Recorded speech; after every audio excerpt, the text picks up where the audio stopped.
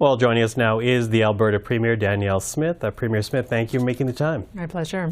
Listen, I want to begin first and foremost as to why you thought it was important to introduce these trans policies. You know, why not leave it to schools? Why not leave it to healthcare professionals, even sports bodies? Why insert the government into a matter that essentially is very personal? Well, I can tell you I had an early warning sign a few months ago when I met with Lois Cardinal, who is a transgender woman she was actually seeking medical assistance and dying in Alberta because she had surgery, she thinks prematurely, felt forced into it, and then didn't get very good aftercare.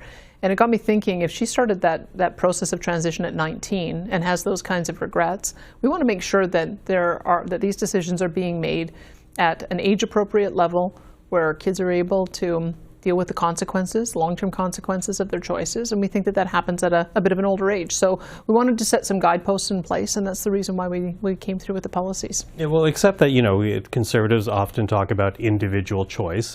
You yourself have warned against government overreach. Is this not a form of government overreach? If there is one particular case, for example, where someone is expressing regret, again, why not just turn to healthcare professionals, let their professional bodies create different policies as opposed to inserting the government? Well, because there isn't any one viewpoint on this around the world. In fact, we're seeing in the UK with the closure of their Tavistock clinic. We're seeing in the Netherlands where the protocol began that they're also taking a bit more of a cautious approach. Same with several other European countries. And so we think it's important, if people are concerned that kids are making life-altering decisions, irreversible decisions too young, we want to make sure we're doing the proper diligence, giving them the proper support, and making sure that they're making those decisions in an appropriate age. So those are the reasons why we're doing it. But to my understanding, the only thing that really is irreversible is gender reassignment surgery, bottom surgery, for example. Everything else can be dealt with medically afterwards if there's a change of course, is there not? I think at Tavistock they discovered that 100% of the kids who begin with puberty blockers go on to do cross-sex hormones. So it is the beginning of the process, and we want to make sure that when kids are making that decision, that they're making it at an age where they know the consequences and they know the pathway that they're on. And so the feedback that we've gotten as well is that parents want to be involved in what's going on in their kids' lives, because these decisions, once they're made, happen very quickly, and they're going to need all the support of the loving adults in their lives around them. So we want to make sure that there isn't any division between the child and the adults who are their caregivers. But if parents decided, for example, that their child, in conversation, should be pursuing a hormone blocker or some type of gender-affirming therapy, under these proposals, if you're under the age of 16, that's not available to you. Is it really the government's place to say it shouldn't be available to you if you have individual consent and parental consent? Well, it's not a parent's decision on those kinds of issues. It's not a doctor's decision on those kinds of issues. It's not a politician's decision. It's the person's decision. And so we have to make a judgment about whether or not that child is mature enough to understand the long-term consequences of affecting their reproductive health, their ability to have children. And so most practitioners agree that age of maturity comes somewhere around age 16, and that's part of the reason why we put the policies in place. You've heard this. Trans activists, they're upset by what was introduced last week. They make the argument that essentially it is abusive to bring about policies that limit gender-affirming therapies. They say that someone who has to go through puberty, not affirming their gender is excruciatingly painful. That leads to self-doubt, questions, oftentimes suicidal thoughts. Are you concerned that you might be contributing to the challenge of suicide with trans kids with this? I can tell you that there is not a single viewpoint in the LGBT plus community.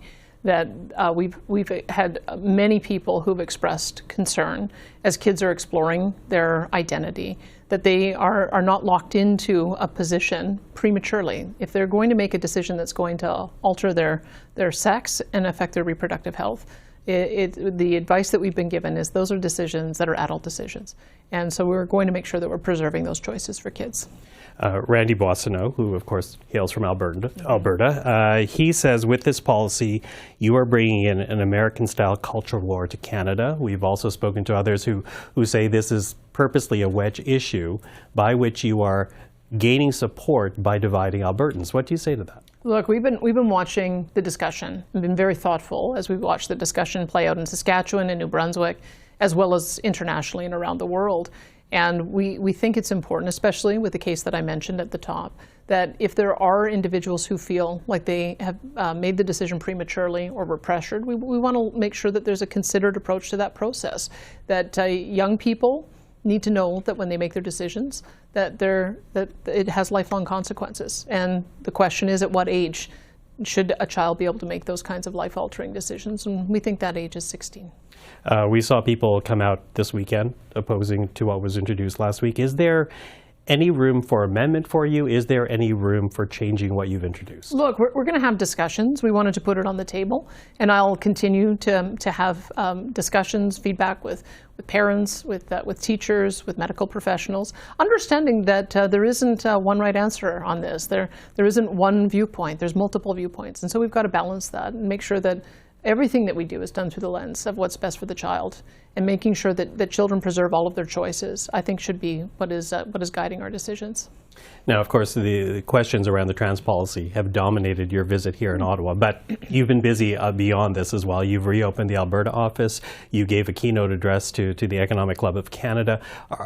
Are you afraid that the other priorities that you're trying to bring to Ottawa have been eclipsed now by the policies introduced last week? Well, I can tell you we had, I think, almost 300 people at the Economic Club of Canada, and they really resonated with the message that I gave to them, which is Alberta's open for business. We love wealth creators. We love job creators. We have the best tax structure in the country by far, and we want to make sure that everybody knows that Alberta's open for business, because we think that as our economy does well, it generates the revenues that allows us to pay for the important social programs people care about. So I think that message was heard loud and clear. Premier Danielle Smith, I know you've had a very busy day. Thank you for making the time. My pleasure.